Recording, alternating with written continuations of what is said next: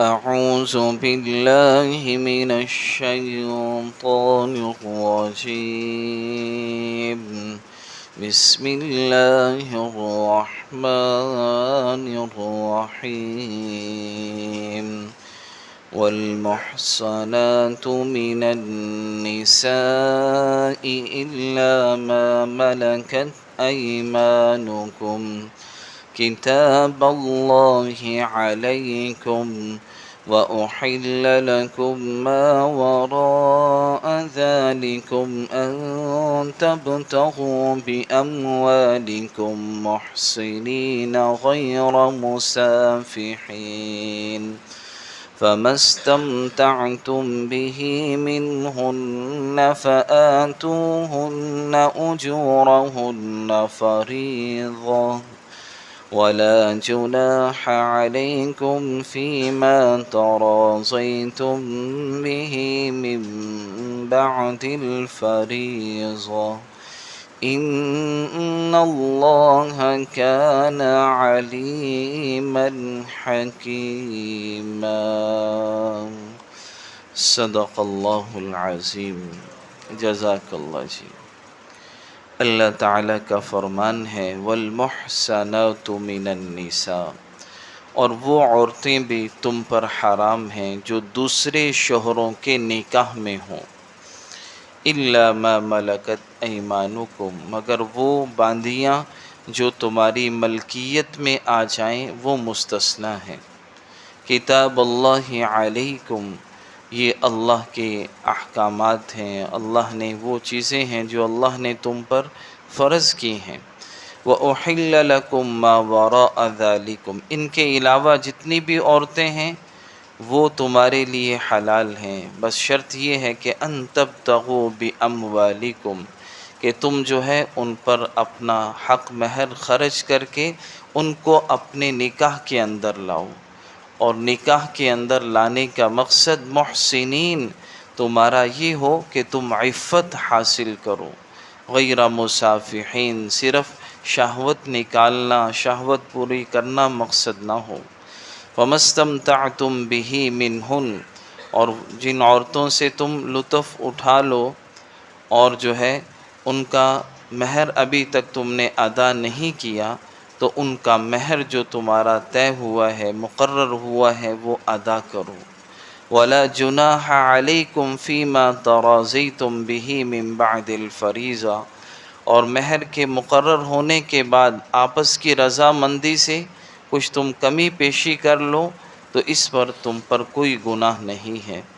ان اللہ کان علیما حکیما، بے شک اللہ تعالی جاننے والے میں بھی ہیں، حکیمہ اور حکمت والے بھی ہیں.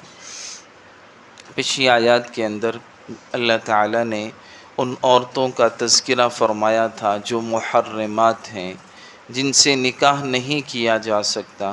پہلی بات اللہ نے فرمائی تھی حرمت علیکم امہاتکم، کہ تم پر تمہاری مائیں حرام کر دی گئیں، وبناتکم، بیٹیاں، واخواتکم، اور بہنیں، وعماتکم، اور تمہاری پھپھیاں، وخالاتکم، اور تمہاری خالائیں، وبنات الاخی، اور تمہاری بھتیجیاں، وبنات الاخت، اور تمہاری بھانجیاں.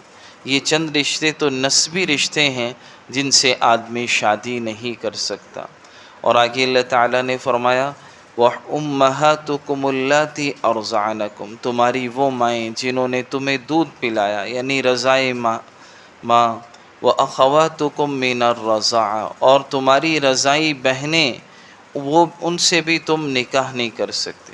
اور اسی طرح فرمایا وَأُمَّهَاتُ نِسَائِكُمْ، اور تمہاری بیویوں کی مائیں، یعنی جو ساس ہے، اس سے بھی نکاح نہیں ہو سکتا.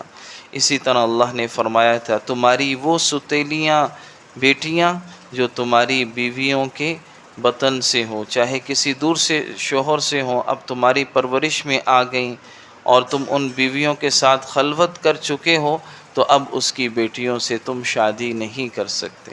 اور آگے اللہ تعالیٰ نے فرمایا تھا وَحَلَائِلُ أَبْنَائِكُمُ الَّذِينَ مِنْ أَصْلَابِكُمْ، اور اسی طرح تمہارے صلبی بیٹوں کی بیویاں، یعنی جو بہو ہے، اس سے بھی نکاح نہیں ہو سکتا.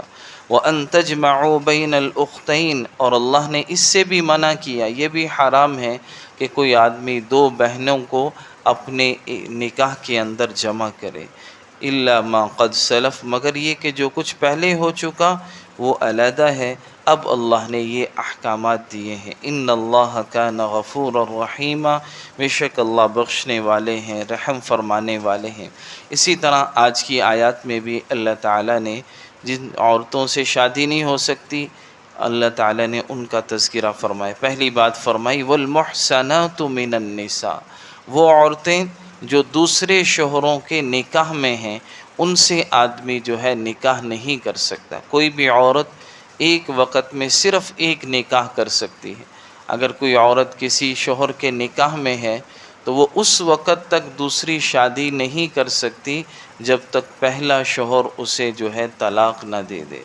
اب آج کل یہ بڑا مسئلہ بنا ہوا ہے خلا کا، یہ ایک زنا کی شکل چل رہی ہے کہ عورتیں بعض دفعہ کیا کرتی ہیں، عدالت میں جا کے وکیل کے ساتھ مل کر درخواست دے دیتی ہیں کہ میرا شوہر، یعنی وکیل ان سے درخواست اس طرح لکھواتے ہیں کہ تم یہ لکھو کہ تمہارا شوہر مارتا ہے، نشہ کرتا ہے، اس طرح جھوٹ وہ لکھ دیتی ہیں۔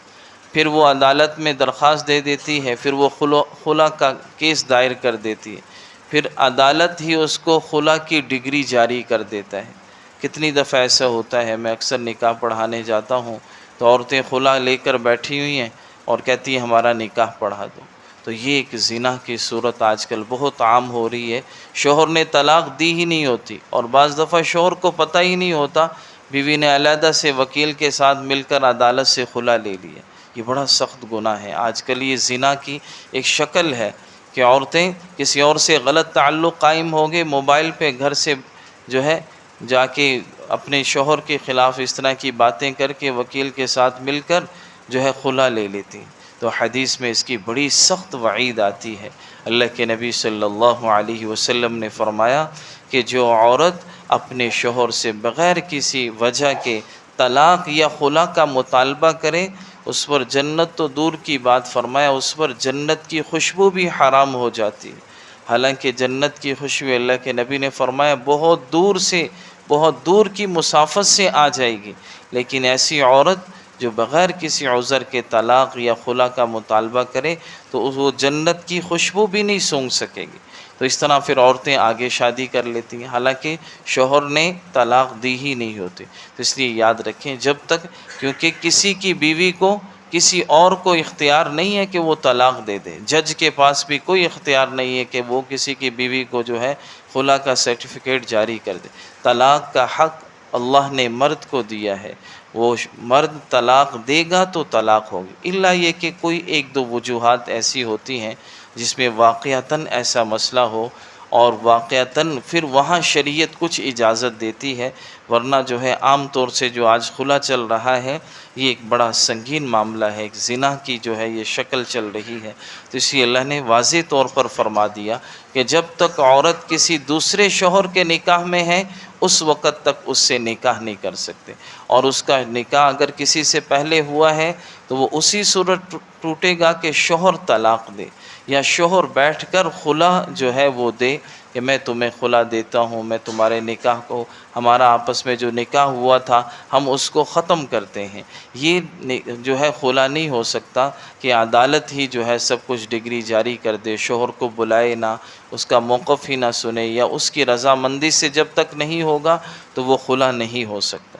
اس لیے اللہ نے واضح طور پر فرما دیا جو عورتیں کسی شوہر کے نکاح میں ہیں وہ اس وقت تک دوسرا نکاح نہیں کر سکتی جب تک وہ پہلا شوہر ان کو طلاق نہ دے دے اور پھر وہ عدت گزارے، اس کے بعد وہ دوسرا نکاح کر سکے۔ آگے اللہ نے فرمایا کتاب اللہ علیکم، یہ اللہ کے احکامات ہیں جو تم پر اللہ نے فرض کیے ہیں۔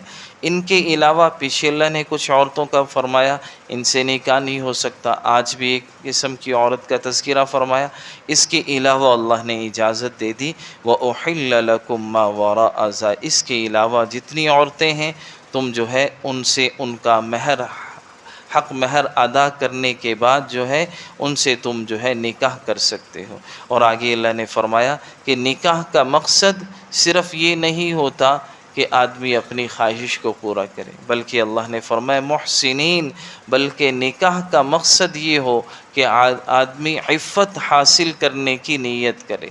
نکاح جو ہے صرف خواہش پورا کرنے کا نام نہیں ہے، بلکہ اس نکاح کو تو اللہ نے انسان کی بقا کا جو ہے نسل انسانی کی بقا کا ذریعہ بنایا۔ نکاح جو ہے یہ تھوڑی سی دیر کا کوئی تعلق نہیں ہے، بلکہ یہ دیر پا تعلق کا نام ہے۔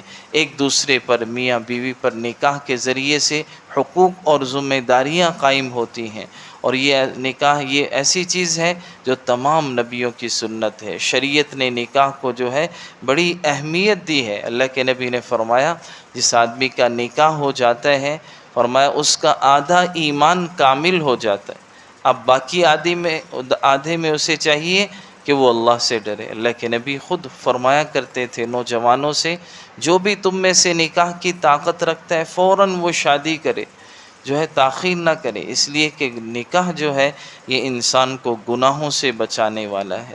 اور اسی طرح فرمایا کہ یہ نکاح جو ہے انسان کی نظر کی حفاظت کرنے والا ہے۔ تو نکاح کا مقصد جو ہے یہ ہو کہ آدمی عفت حاصل کرنے کی نیت کرے، اور اس نکاح کو اللہ نے انسانیت کی بقا کا ذریعہ بنایا ہے۔ اور آگے اللہ تعالیٰ نے فرمایا فَمَا اسْتَمْتَعْتُمْ بِهِ مِنْهُنَّ فَآتُوهُنَّ أُجُورَهُنَّ فَرِيضَةً، کہ جو بھی بیویوں کا مہر ہو اس کو جو ہے تم ادا کر دیا کرو۔ باقی بیوی جو ہے مہر مقرر ہو گیا، طے ہو گیا، اس کے بعد آپس کی رضامندی سے ایک دوسرے کے لیے کمی پیشی کر دی جائے۔ بیوی جو ہے وہ مہر میں کمی کر دے، اس کو بھی اجازت ہے۔ شوہر جو ہے اپنی بیوی کا حق مہر بڑھا دے کہ میں نے تمہیں زیادہ دینا ہے، اس کی بھی اجازت ہے۔ اللہ نے فرمایا آپس کی رضامندی سے میاں بیوی مہر میں ایک دوسرے کے لیے کمی اور اضافہ کر سکتے ہیں۔ ان اللہ کان علیما حکیما، فرمایا اللہ کی ذات جو ہے علم والی بھی ہے اور حکمت والی بھی ہے۔ اللہ ہم سب کو عمل کی توفیق عطا فرمائے۔ الحمدللہ رب العالمین والعاقبۃ للمتقین والصلاة والسلام علی سید الانبیاء والمرسلین۔ یا اللہ ہم سب کے سارے گناہوں کو معاف فرما، جتنے لوگ جہاں کہیں پریشان حال ہیں سب کی پریشانیوں کو دور فرما، جتنے لوگ بیمار ہیں اسپتالوں میں، گھروں میں، ہمارے عزیز و اقارب میں، اپنے فضل سے سب کو صحت عطا فرما، دنیا آخرت کی خیریں بھلائیاں عافیت نصیب فرما، دنیا آخرت کی مصیبت پریشانیوں سے، بیماریوں سے، حوادثات سے، اے اللہ ناگہانی آفات سے، اچانک موت سے ہم سب کی حفاظت فرما۔ وصلی اللہ تعالی علی خیر خلقہ محمد وعلی آلہ واصحابہ اجمعین برحمتک یا ارحم الراحمین۔